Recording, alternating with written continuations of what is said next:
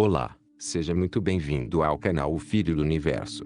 Já se inscreve para não perder os próximos vídeos que poderão com certeza elevar sua mente, espírito e fortalecer a sua fé ao prosseguir no caminho de buscar a verdade. Ao final da leitura deixe seu joinha e comente o que achou. Retomando a leitura, do maravilhoso livro de Urantia.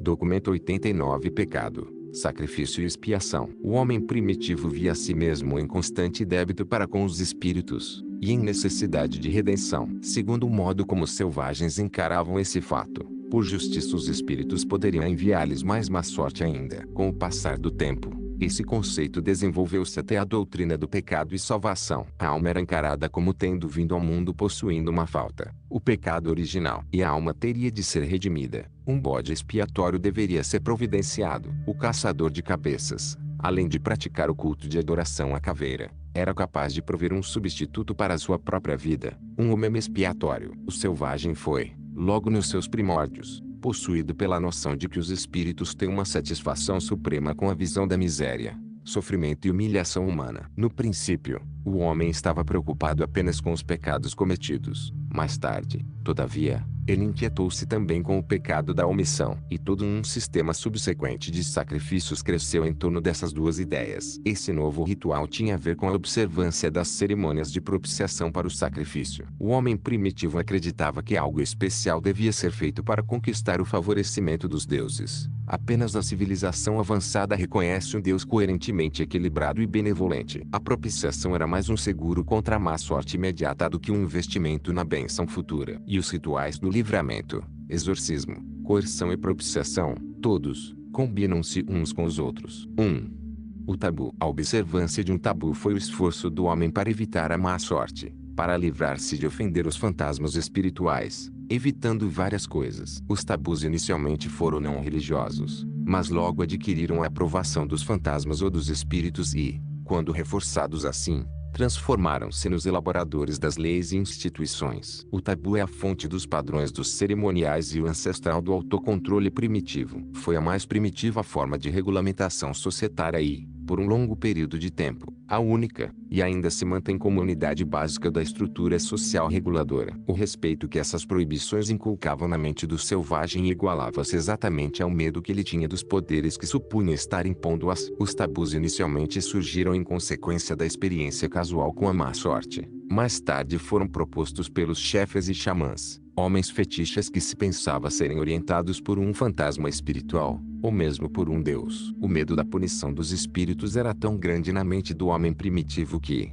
algumas vezes, ele morria de medo quando violava um tabu, e esse episódio dramático reforçava enormemente o poder do tabu nas mentes daqueles que sobreviviam. Entre as mais antigas proibições estavam as restrições quanto à apropriação de mulheres e outras propriedades. À medida que a religião começou a exercer um papel maior na evolução do tabu, o artigo que ficava banido era considerado sujo e, subsequentemente, profano. Os registros dos hebreus estão cheios de menções a coisas limpas e sujas, santas e profanas. Contudo, as suas crenças nessas direções foram sempre muito menos embaraçosas e amplas do que as de muitos outros povos. Os 7 mandamentos da Dalamátia e do Éden, bem como as 10 obrigações dos hebreus eram tabus definidos, expressos todos na mesma forma negativa das mais antigas proibições. Esses códigos mais novos, entretanto, tiveram uma influência verdadeiramente emancipadora, pois tomaram o lugar de milhares de tabus preexistentes. E, mais que isso, tais mandamentos mais recentes definitivamente prometiam algo em recompensa pela obediência. Os tabus primitivos sobre os alimentos originaram-se do fetichismo e totemismo. Os suínos eram sagrados para os fenícios, a vaca para os indianos. O tabu egípcio sobre a carne de porco foi perpetuado pelas fés hebraica e islâmica. Uma variante do tabu dos alimentos foi a crença de que se uma mulher grávida pensasse muito sobre um determinado alimento, a sua criança, quando nascesse, seria um eco daquele alimento, o qual seria um tabu para a criança. Os métodos da alimentação logo se fizeram um tabu, e assim originaram-se as etiquetas antigas e modernas à mesa. Os sistemas de castas e níveis sociais são vestígios de antigas proibições. Os tabus eram altamente eficazes para organizar a sociedade, mas eram terrivelmente opressivos. O sistema de proibição negativa não apenas mantinha regulamentações úteis e construtivas como também os tabus obsoletos, antiquados e inúteis. Não havia, contudo, Uma sociedade civilizada restringir o homem primitivo a não ser por esses tabus bem difundidos e variados. E o tabu nunca teria perdurado, não fossem as próprias sanções das religiões primitivas que o sustentavam. Muitos dos fatores essenciais à evolução do homem têm sido altamente dispendiosos, têm custado vastos tesouros de esforços, de sacrifícios e de renúncias. Mas essas realizações no sentido do autocontrole foram os verdadeiros degraus por meio dos quais o homem subiu a escada ascendente da civilização. 2. O conceito de pecado, o medo do acaso e o pavor da má sorte dirigiram literalmente o homem à invenção da religião primitiva como um suposto seguro contra as calamidades, da mágica e dos fantasmas. A religião evoluiu por meio dos espíritos e fetiches, até os tabus. Todas as tribos primitivas tinham a sua árvore de fruta proibida, literalmente a maçã, mas figurativamente consistia de milhares de ramos sobrecarregados de todas as espécies de tabus. E a árvore proibida dizia sempre: tu não. À medida que a mente selvagem evoluiu até o ponto em que podia idealizar os bons e os maus espíritos, e quando o tabu recebeu a sanção solene da religião que evoluía, o cenário preparou-se para o aparecimento da nova concepção de pecado. A ideia do pecado foi universalmente estabelecida no mundo antes que a religião revelada tivesse feito a sua entrada. Apenas por meio do conceito do pecado é que a morte natural tornou-se lógica para a mente primitiva. O pecado era a transgressão do tabu, e a morte, a penalidade para o pecado. O pecado era ritual, não racional, um ato, não um pensamento. E todo esse conceito de pecado foi fomentado pelas tradições residuais do Dilmun e dos dias do pequeno paraíso na Terra. As tradições de Adão e do Jardim do Éden também emprestaram substância ao sonho de uma certa idade dourada à vida no alvorecer da raça. E tudo isso confirmou as ideias expressas posteriormente na crença de que o homem teve a sua origem em uma criação especial, de que ele começou a sua carreira na perfeição, e de que a transgressão dos tabus, o pecado, levaram a cair na sua situação dolorosa mais recente. A violação habitual de um tabu tornou-se um vício. A lei primitiva fez do vício um crime. A religião o transformou em um pecado. Entre as tribos primitivas, a violação de um tabu era uma combinação de crime e pecado. A calamidade da comunidade era considerada sempre como uma punição para o pecado tribal. Para aqueles que acreditavam que a prosperidade e a retidão vão juntas, a prosperidade aparente dos perversos causava tanta preocupação que foi necessário inventar os infernos para punir o violador do tabu. Os números desses lugares de punição futura têm variado de 1 a 5. A ideia da confissão e do perdão surgiu muito cedo na religião primitiva. Os homens pediriam o perdão em uma reunião pública pela intenção que tinham de cometer na semana vindoura. A confissão era meramente um rito de remissão,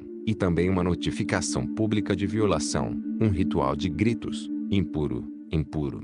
Então, se seguiam todos os esquemas ritualísticos de purificação. Todos os povos antigos praticavam tais cerimônias sem sentido. Muitos costumes aparentemente higiênicos das tribos primitivas haviam vindo, quase sempre, de cerimoniais. 3.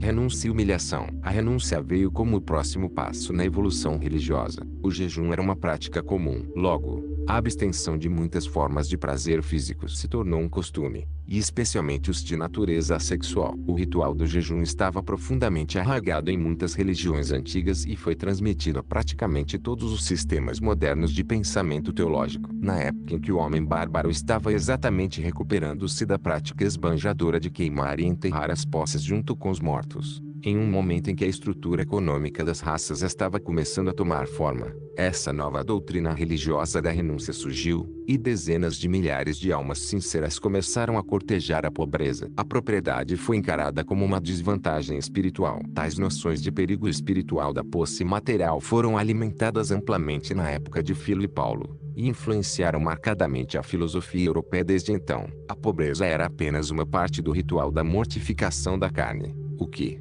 infelizmente, tornou-se incorporado aos escritos e ensinamentos de muitas religiões, e, notadamente, aos do cristianismo. A penitência é a forma negativa desse ritual, muitas vezes tolo, de renúncia. Mas tudo isso ensinou ao selvagem o autocontrole, que funcionou como um avanço que valeu a pena na evolução social. A renúncia e o autocontrole foram dois dos maiores ganhos sociais da religião evolucionária primitiva. O autocontrole deu ao homem uma nova filosofia de vida, ensinando-lhe a arte de aumentar a fração que corresponde à sua etapa de vida, diminuindo o denominador das demandas pessoais, em vez de tentar sempre aumentar o numerador da gratificação egoísta. Essas antigas ideias de autodisciplina abrangeram o autoflagelo e todos os tipos de torturas físicas. Os sacerdotes do culto da mãe encontravam-se especialmente empenhados no ensino da virtude do sofrimento físico, dando o testemunho disso ao submeterem-se à castração. Os hebreus, hindus e budistas eram devotos sinceros dessa doutrina de humilhação física. Durante toda a antiguidade os homens buscaram,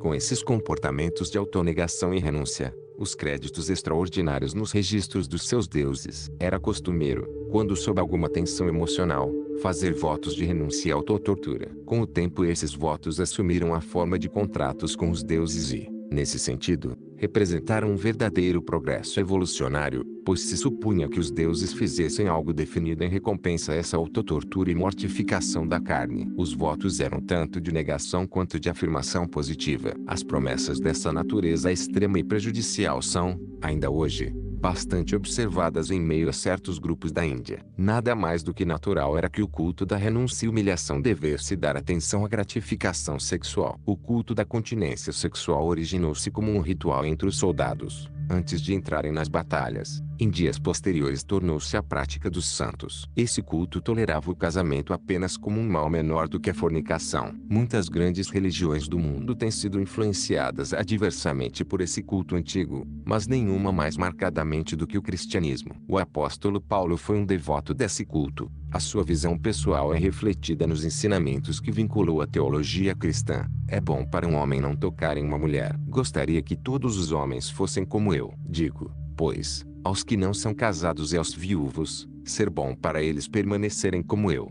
Paulo sabia muito bem que esses ensinamentos não eram uma parte da boa nova do Evangelho de Jesus, e o seu reconhecimento disso é ilustrado por esta declaração sua, e me permito dizer isso, mas isso não me foi passado como um mandamento. E tal culto levou Paulo a desprezar as mulheres. E o pior de tudo isso é que a sua opinião pessoal vem, há muito, influenciando os ensinamentos de uma grande religião mundial. Se os conselhos do fabricante de tendas e professor tivessem sido obedecidos literal e universalmente, então a raça humana teria chegado a um fim súbito e inglório. Ademais, o envolvimento de uma religião com esse antigo culto de continência conduz diretamente a uma guerra contra o casamento e o lar, contra as verdadeiras fundações da sociedade e instituições básicas do progresso humano. E não é de admirar-se que todas essas crenças hajam fomentado a formação de sacerdócios celibatários nas várias religiões de muitos povos. Algum dia o homem deveria aprender como desfrutar da liberdade sem licença, da nutrição sem glutonaria e do prazer sem devassidão. O autocontrole é uma política de regulamentação do comportamento humano melhor do que a renúncia extrema. E Jesus jamais passou aos seus seguidores tais visões pouco razoáveis. 4.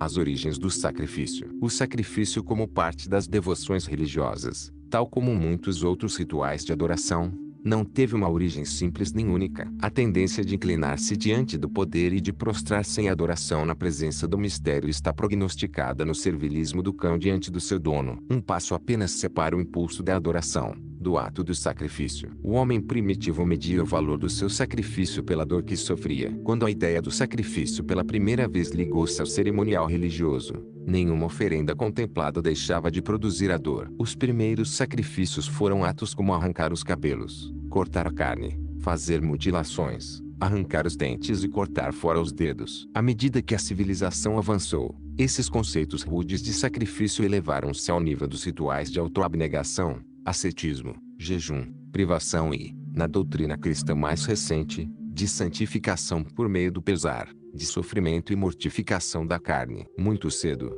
na evolução da religião, existiram duas concepções de sacrifício: a ideia do sacrifício dádiva, que conotava uma atitude de agradecimento, e o sacrifício débito, que abrangia a ideia de redenção. Mais tarde a noção da substituição foi desenvolvida. Mais adiante o homem concebeu que o seu sacrifício, de qualquer natureza que fosse, poderia funcionar como um portador de mensagem aos deuses, poderia ser como um doce perfume para as narinas da deidade. Isso trouxe o incenso e outros aspectos estéticos aos rituais de sacrifício que se desenvolveram como festejos de sacrifícios, cada vez mais elaborados e ornados com o passar do tempo. À medida que a religião evoluiu, os ritos do sacrifício de conciliação e propiciação substituíram os métodos mais antigos de prevenção, aplacamento e exorcismo. A ideia inicial do sacrifício era de um imposto de neutralidade, arrecadado pelos espíritos ancestrais. Apenas mais tarde a ideia da expiação veio a desenvolver-se. À medida que o homem distanciou-se da noção da origem evolucionária da raça e,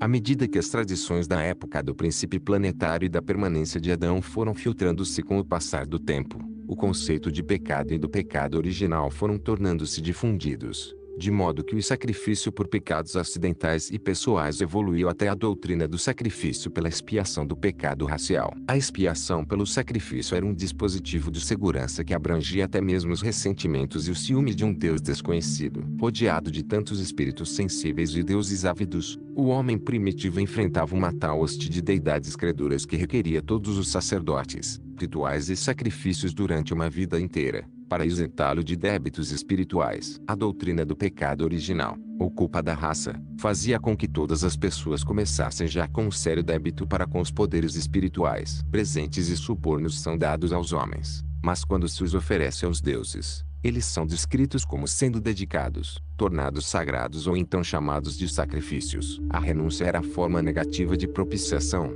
O sacrifício tornou-se a forma positiva. O ato de propiciação inclui a louvação, glorificação, adulação e até mesmo entretenimento. E são os remanescentes das práticas positivas do velho culto de propiciação que constituem as formas modernas de adoração divina. As formas atuais de adoração são simplesmente a ritualização dessas antigas técnicas de sacrifícios de propiciação positiva. O sacrifício dos animais significava muito mais para o homem primitivo do que poderia jamais significar para as raças modernas. Esses bárbaros consideravam os animais como parentes verdadeiros e próximos seus. Com o passar do tempo, o homem tornou-se astuto nos seus sacrifícios, parando de oferecer os seus animais de trabalho. A princípio sacrificava o melhor de tudo, incluindo os seus animais domesticados. Não foi uma jactância sem fundamento que certo dirigente egípcio teve ao declarar que tinha sacrificado 113.433 escravos,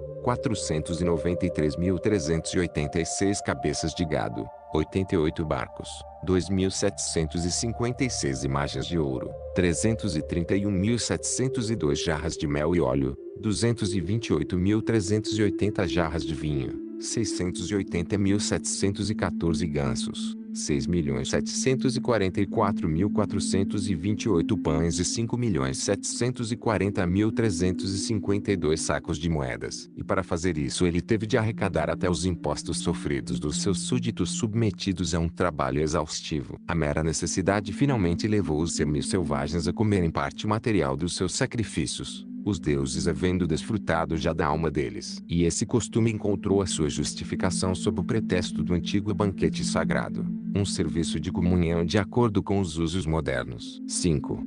Sacrifícios e canibalismo. As ideias modernas do canibalismo primitivo são inteiramente errôneas. Ele era uma parte dos costumes da sociedade primitiva. Do mesmo modo que o canibalismo é tradicionalmente horrível para a civilização moderna, era parte da estrutura social e religiosa da sociedade primitiva. Os interesses grupais ditavam a prática do canibalismo. Ele nasceu instigado pela necessidade e perdurou devido à escravidão, superstição e ignorância. Era um costume social, econômico, religioso e militar. Sendo canibal, o homem primitivo gostava da carne humana e, pois, a oferecia como um presente alimentício aos seus espíritos e deuses primitivos. Já que os espíritos fantasmas eram apenas homens modificados, e posto que a comida era a maior necessidade humana, então o alimento deveria também ser a maior necessidade de um espírito. O canibalismo chegou a ser quase universal entre as raças em evolução. Todos os Sanjiques eram canibais, mas originalmente os Andonitas não eram, nem os Nuditas, nem os Adamitas, nem os Anditas o foram até o momento em que se misturaram bastante com as raças evolucionárias. O gosto pela carne humana aumenta, tendo começado por meio da fome, por amizade, vingança ou ritual religioso. Comer a carne humana transforma-se no canibalismo habitual. O canibalismo surgiu por causa da escassez de alimento, embora esta haja sido, poucas vezes, a razão fundamental. Os esquimós e os andonitas primitivos, entretanto, raramente eram canibais, exceto em épocas de fome. Os homens vermelhos, especialmente na América Central, eram canibais. Chegou a ser uma prática generalizada que as mães primitivas matassem e comessem os seus próprios filhos, Para renovar as energias perdidas na concepção, Lincoln primeiro filho ainda é assim frequentemente morto e devorado. Em tempos recentes o canibalismo tem sido deliberadamente adotado por muitas tribos africanas como uma medida de guerra, uma espécie de atrocidade com a qual aterrorizar os vizinhos. Um certo canibalismo resultou da degeneração de algumas linhagens superiores, mas prevaleceu, sobretudo, em meio às raças evolucionárias. Comer a carne humana começou em uma época em que os homens experimentaram emoções intensas e amargas a respeito dos seus inimigos, e tornou-se uma parte de uma cerimônia solene de vingança. Acreditava-se que o fantasma de um inimigo poderia, desse modo, ser destruído ou fundido com aquele de quem comia. Foi uma crença bem difundida de que os feiticeiros alcançavam seus poderes comendo carne humana. Alguns grupos de canibais consumiam apenas os da sua própria tribo, como uma espécie de endogamia pseudo-espiritual que se supunha acentuar a solidariedade tribal. Mas também comiam os inimigos como vingança e embalados pela ideia de apropriar-se da sua força. Era considerada uma honra para a alma de um amigo ou companheiro tribal que o seu corpo fosse comido e, ao mesmo tempo, devorar o inimigo nada mais era do que uma punição para com ele. A mente selvagem não tinha pretensões de ser coerente. Entre algumas tribos os pais idosos buscavam ser comidos pelos seus filhos. Entre outras era costumeiro evitar comer parentes próximos, os seus corpos sendo vendidos ou trocados pelos de estranhos. Havia um comércio considerável de mulheres e crianças que haviam sido engordadas para serem abatidas. Quando a doença ou a guerra deixava de exercer o controle da população, o excesso era comido sem cerimônias. O canibalismo tem desaparecido gradualmente por causa das seguintes influências. 1. Às vezes, assumir responsabilidade coletiva por infligir-se a pena de morte a um companheiro de tribo tornava-se uma cerimônia comunitária. A culpa pelo sangue derramado deixa de ser um crime quando todos ficam envolvidos nessa culpa, quando se torna um ato da sociedade. As últimas manifestações de canibalismo na Ásia foram as de comer criminosos executados. 2. Tornou-se muito cedo um ritual religioso, mas o crescimento do medo do fantasma nem sempre funcionou para reduzir o canibalismo. 3. Finalmente progrediu a um ponto em que apenas certas partes ou órgãos do corpo eram comidos, e tais partes, supostamente, continham a alma ou porções do espírito. Beber o sangue tornou-se comum, e era costumeiro misturar as partes comestíveis do corpo aos remédios. 4. Tornou-se circunscrito aos homens, as mulheres eram proibidas de comer a carne humana. 5. Em seguida ficou circunscrito aos chefes, sacerdotes e xamãs. 6. Então, tornou-se um tabu entre as tribos superiores. O tabu do canibalismo originou-se na Dalamátia e gradualmente disseminou-se pelo mundo. Os nuditas encorajavam a cremação como um meio de combater o canibalismo, já que então era uma prática comum desenterrar os corpos e comê-los. 7. O sacrifício humano fez soar o dobrado de morte do canibalismo. A carne humana, havendo se tornado comida para os homens superiores, os chefes, ficou finalmente reservada aos espíritos ainda mais superiores. E assim a oferta de sacrifícios humanos efetivamente pôs um fim ao canibalismo, exceto entre as tribos inferiores. Quando o sacrifício humano ficou plenamente estabelecido, o canibalismo tornou-se um tabu. A carne humana era alimento apenas para os deuses. O homem podia comer apenas uma pequena porção cerimonial, como um sacramento. Finalmente generalizou-se o uso de substitutos animais nos sacrifícios e, mesmo nas tribos mais atrasadas, comiam-se cães, o que reduziu grandemente o canibalismo. O cão, o primeiro animal domesticado, era tido em grande estima, tanto como amigo, quanto como comida. 6. A evolução do sacrifício humano. O sacrifício humano foi um resultado indireto do canibalismo, bem como a sua cura. O fato de prover companhia espiritual para ir ao mundo do espírito levou também à diminuição do canibalismo, pois nunca foi costume comer os corpos dos sacrifícios de morte. Nenhuma raça esteve totalmente livre da prática do sacrifício humano de alguma forma em algum momento, embora os andonitas, noditas e adamitas tivessem sido os menos viciados no canibalismo. O sacrifício humano tem sido virtualmente universal. Ele perdurou nos costumes religiosos dos chineses, hindus, egípcios, hebreus, mesopotâmios, gregos, romanos e muitos outros povos e mesmo até tempos recentes, entre as tribos africanas e australianas atrasadas. Os índios americanos mais recentes tiveram uma civilização que emergiu do canibalismo, sendo, portanto, repleta de sacrifícios humanos, especialmente na América Central e América do Sul. Os caldeus estavam entre os primeiros a abandonar o sacrifício humano nas ocasiões comuns.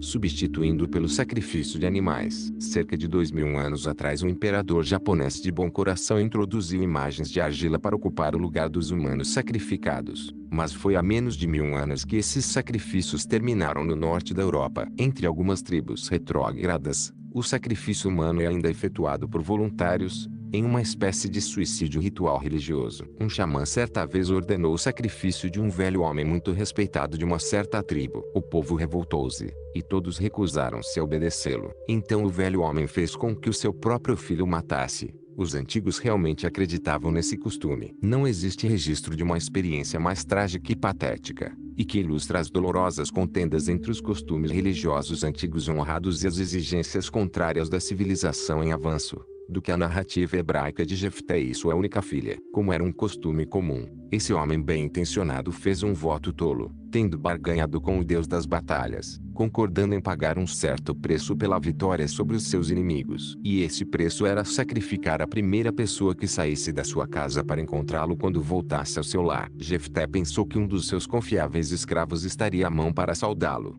mas aconteceu que a sua única filha saiu para dar-lhe as boas-vindas ao lar. E assim, mesmo em uma data recente em meio a um povo supostamente civilizado, essa bela jovem, depois de 2 meses lamentado seu destino, foi de fato oferecida como um sacrifício humano, pelo seu pai, e com a aprovação dos seus companheiros de tribo. E tudo isso foi feito enfrentando as rigorosas ordens de Moisés contra a oferenda de sacrifício humano. Homens e mulheres, todavia, obstinam-se no vício de fazer votos tolos e desnecessários, e os homens de outrora tinham essas promessas como altamente sagradas. Nos tempos antigos, quando a construção de um novo prédio de alguma importância era iniciada, era costume matar um ser humano como um sacrifício à fundação. Isso provia para que um espírito fantasma vigiasse e protegesse a estrutura. Quando os chineses se preparavam para fundir um sino, o costume decretava o sacrifício de uma jovem, ao menos, com o propósito de melhorar o tom do sino. A moça escolhida era jogada viva no metal derretido. Muitos grupos muito mantinham a prática de incorporar escravos vivos a paredes importantes. Em tempos mais recentes, as tribos do norte da Europa passaram a usar a sombra de alguém que passava, nesse costume de incorporar pessoas vivas nas paredes de novos prédios. Os chineses enterravam em uma parede aqueles trabalhadores que morriam enquanto a construíam. Ao construir as paredes de Jericó, um pequeno rei da Palestina lançou a fundação sobre Abiram, o seu primogênito, e fez os portões sobre o seu filho mais jovem, Segub. Naquela data recente, não apenas esse pai pôs 2 dos seus filhos vivos nos buracos da fundação dos portões da cidade, mas esse ato é também registrado como estando de acordo com a palavra do Senhor. Moisés havia proibido tais sacrifícios nas fundações. Os israelitas, contudo, voltaram a eles pouco depois da sua morte. A cerimônia do século XX, de depositar berloques e presentes na pedra fundamental de um novo edifício, é uma reminiscência dos sacrifícios primitivos das fundações. Durante um longo tempo foi costume de muitos povos dedicar os primeiros frutos aos espíritos. E essas observâncias, atualmente mais ou menos simbólicas, são todas reminiscências das cerimônias primitivas que envolviam o sacrifício humano. A ideia de oferecer o primogênito em sacrifício era bem difundida entre os antigos, especialmente entre os fenícios, que foram os últimos a abandoná-la. Usava-se dizer durante o sacrifício, a vida pela vida. E, agora, vós dizeis quando da morte, do pó ao pó. O espetáculo de Abrão coagido a sacrificar o seu filho Isaque, ainda que chocante para suscetibilidades civilizadas, não era uma ideia nova nem estranha para os homens daqueles tempos. Havia sido prática comum que os pais, em tempos de grandes pressões emocionais, sacrificassem os seus filhos primogênitos. Muitos povos têm uma tradição análoga dessa história, pois certa vez existiu uma crença mundial profunda de que era necessário ofertar um sacrifício humano quando qualquer coisa extraordinária ou inusitada acontecia. 7. As modificações do sacrifício humano. Moisés tentou dar um fim aos sacrifícios humanos inaugurando como substituto o sistema de resgate. Ele estabeleceu um programa sistemático que permitia ao seu povo escapar dos piores resultados dos seus votos imprudentes e tolos. Terras, propriedades e filhos podiam ser redimidos segundo as espórtulas estabelecidas, pagáveis aos sacerdotes. Os grupos que deixaram de sacrificar os seus primogênitos logo estavam em grandes vantagens sobre os vizinhos menos avançados, que continuavam com esses atos de atrocidade. Muitas dessas tribos atrasadas foram não apenas grandemente enfraquecidas pela perda de filhos, como também a sucessão da liderança era frequentemente interrompida. Uma consequência do sacrifício de filhos, que já passava, foi o costume de lambuzar as ombreiras das portas da casa com sangue para proteger os primogênitos. Isto era frequentemente feito em uma das festas sagradas do ano, e essa cerimônia existiu na maior parte do mundo, do México ao Egito. Mesmo depois que a maioria dos grupos havia cessado a matança ritual de filhos, era costume abandonar um infante na selva ou em um pequeno barco na água. Se a criança sobrevivesse, julgava-se que os deuses haviam intervindo para preservá-la, como nas tradições de Sargon, Moisés, Ciro e Rômulo. Então veio a prática de dedicar os filhos primogênitos, considerando-os sagrados ou sacrificáveis, permitindo-lhes crescer e depois os exilando em vez de sacrificá-los. Essa foi a origem da colonização. Os romanos aderiram a esse costume no seu esquema de colonização. Muitas das ligações excêntricas, de libertinagem sexual combinada à adoração primitiva, tiveram a sua origem no sacrifício humano. Nos tempos de outrora, se uma mulher deparava-se com caçadores de cabeças, ela podia salvar a sua vida rendendo-se sexualmente. Posteriormente, uma donzela, consagrada aos deuses em sacrifício, poderia escolher salvar a sua vida dedicando seu corpo à vida no serviço do sexo sagrado nos templos. Desse modo ela podia ganhar o dinheiro necessário à sua redenção. Os antigos consideravam como sendo altamente elevado ter relações sexuais com uma mulher engajada assim em resgatar a sua vida. A relação com tais donzelas sagradas era uma cerimônia religiosa e, além do que, todo esse ritual proporcionava uma desculpa aceitável para a gratificação sexual comum. Essa era uma espécie sutil de enganar a si próprio, que tanto as donzelas quanto os seus consortes deliciavam-se de praticar entre si. Os costumes estão sempre atrasados em relação aos progressos evolucionários da civilização, e, assim sendo, sancionam as práticas sexuais mais primitivas e selvagens das raças em evolução. A prostituição nos templos finalmente difundiu-se no sul da Europa e na Ásia. O dinheiro ganho pelas prostitutas dos templos era considerado sagrado por todos os povos, uma alta dádiva a ser apresentada aos deuses. Mulheres do mais alto nível enchiam os mercados sexuais dos templos, e, pois, devotavam seus ganhos a todas as espécies de serviços sagrados e trabalhos de benefício público. Muitas das melhores classes de mulheres coletavam seus dotes por meio do serviço do sexo temporário nos templos, e a maior parte dos homens preferia ter essas mulheres como esposas. 8. Redenção e alianças. A redenção por meio do sacrifício e a prostituição nos templos, na realidade, foram modificações do sacrifício humano. Em seguida veio o simulacro do sacrifício das filhas. Essa cerimônia consistia em uma sangria, com a dedicação de virgindade vitalícia, e foi uma reação moral à antiga prostituição nos templos. Em tempos mais recentes as virgens dedicavam-se ao serviço de manter os fogos sagrados dos templos. Os homens finalmente conceberam a ideia de que oferecer alguma parte do corpo poderia tomar o lugar do antigo e completo sacrifício humano. A mutilação física era também considerada como uma substituta aceitável. Cabelos, unhas, sangue e até mesmo os dedos de mãos e pés eram sacrificados. O rito posterior, mas também antigo e quase universal, da circuncisão, foi uma consequência do culto do sacrifício parcial. Acontecia puramente por sacrifício, nenhum pensamento de higiene era ligado a ele. Os homens eram circuncidados, as mulheres tinham as suas orelhas furadas. Ulteriormente tornou-se costume atar os dedos em vez de cortá-los. Raspar a cabeça,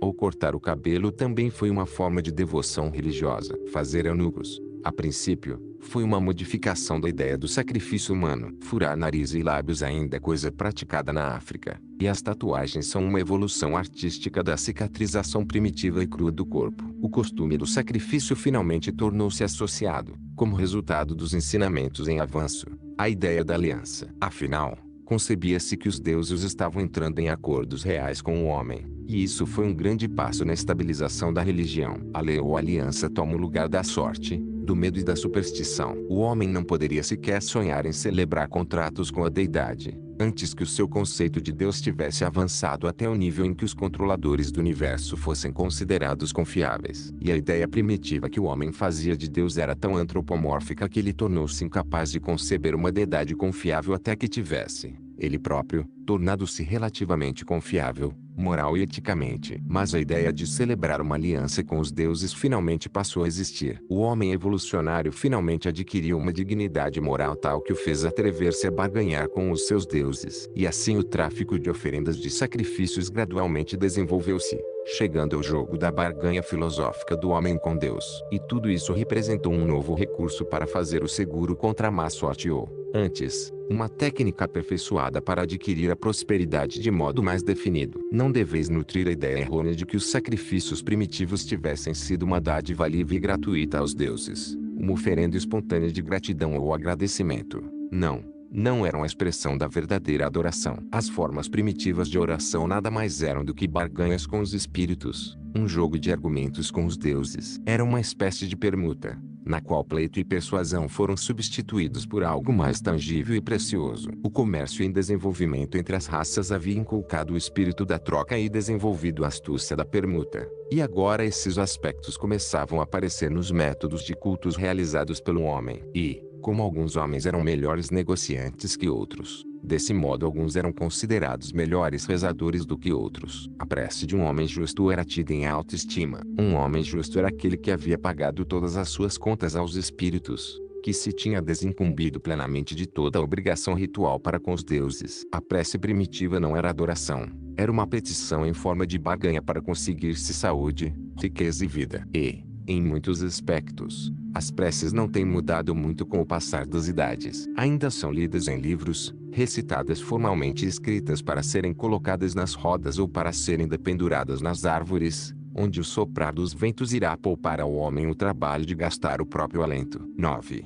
Sacrifícios e sacramentos. O sacrifício humano, ao longo do curso da evolução dos rituais durante anos, tem avançado das manifestações sangrentas do canibalismo até níveis mais elevados e simbólicos. Os rituais primitivos de sacrifícios deram origem às cerimônias posteriores do sacramento. Em épocas mais recentes, apenas o sacerdote compartilharia de um pequeno pedaço do sacrifício canibalesco ou de uma gota do sangue humano, e então todos comeriam do animal substituto. Essas ideias primitivas sobre o resgate, redenção e alianças têm evoluído, chegando aos serviços dos sacramentos recentes. E toda essa evolução do cerimonial tem exercido uma influência poderosamente socializadora. Durante o culto da Mãe de Deus, no México e em outros lugares, bolos e vinho foram utilizados finalmente como sacramentos em lugar da carne e do sangue dos antigos sacrifícios humanos. Os hebreus praticaram esse ritual durante muito tempo como parte das suas cerimônias de Páscoa, e foi esse cerimonial que posteriormente deu origem à versão cristã desse tipo de sacramento. As antigas fraternidades sociais eram baseadas no rito de se beber sangue.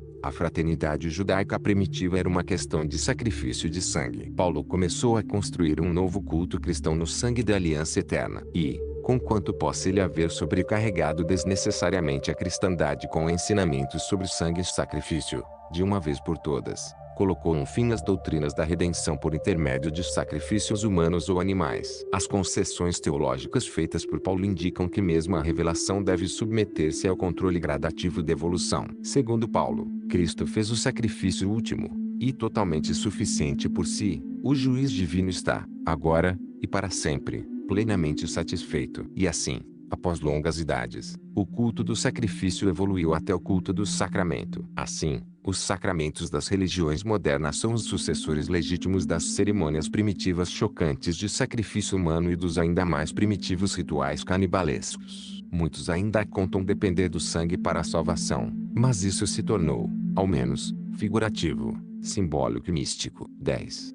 O perdão do pecado. O homem da antiguidade apenas alcançou a consciência do favorecimento de Deus por meio do sacrifício. O homem moderno deve desenvolver novas técnicas para alcançar a autoconsciência da salvação. A consciência do pecado perdura na mente dos mortais, mas os padrões dos seus pensamentos sobre a salvação desse pecado entraram em desuso e tornaram-se antiquados. A realidade da necessidade espiritual subsiste, mas o progresso intelectual destruiu os métodos antigos de assegurar paz e consolo à mente e à alma. O pecado deve ser redefinido como uma deslealdade deliberada para com a deidade. E há graus de deslealdade: a lealdade parcial da indecisão, a lealdade dividida do conflito, a lealdade moribunda da indiferença, e a morte da lealdade demonstrada pela devoção a ideais sem Deus. O sentido ou o sentimento de culpa vem da consciência de haver se violado os costumes, o que não é necessariamente um pecado. Não há pecado verdadeiro quando há ausência de deslealdade consciente à deidade. A possibilidade de reconhecimento do sentido de culpa é um sinal de distinção transcendental para a humanidade. Ela não marca o homem como um meio, mas, antes, Coloca-o em separado como uma criatura de grandeza potencial e glória sempre ascendente. Um tal sentido de indignidade é um estímulo inicial que deveria levar rápido e seguramente àquela conquista da fé que translada a mente imortal aos níveis magníficos de nobreza moral, discernimento cósmico e viver espiritual, e assim todos os significados da existência humana mudam do temporal para o eterno, e todos os valores elevam-se do humano para o divino. A confissão do pecado é um repúdio corajoso à deslealdade,